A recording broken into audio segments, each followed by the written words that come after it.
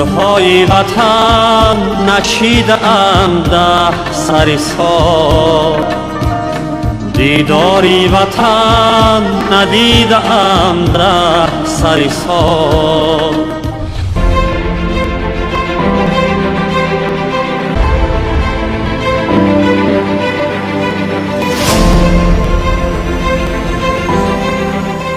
من 100% از محترم رئیس جمهور می‌دارم. در واقع استاد بسیار با زحمت، بسیار با تلاش و جستجوی و بازیافت‌های پای در پای در حقیقت مکتب خود را بنیاد کردند. تو را من می‌پرستم سجده سجده.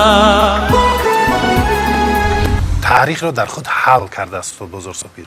البته برای اونی که تاریخ رو با موضوع تاریخ رو در این حد برشته تاثیر بکشیم، باید اون تاریخ رو خیلی خوب دانست. من وطن را در گیاه در که حس کردم، با دماغ و دست و با پای حس کردم.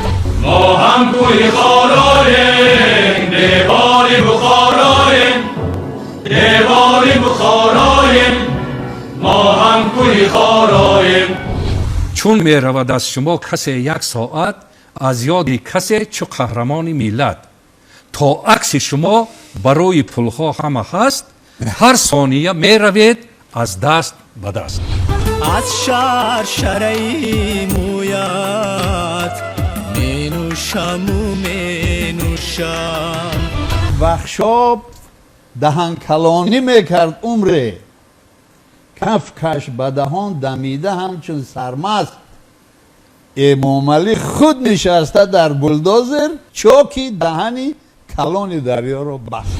با نشانی که از شما دارم از جهان به نشان نخواهم رفت.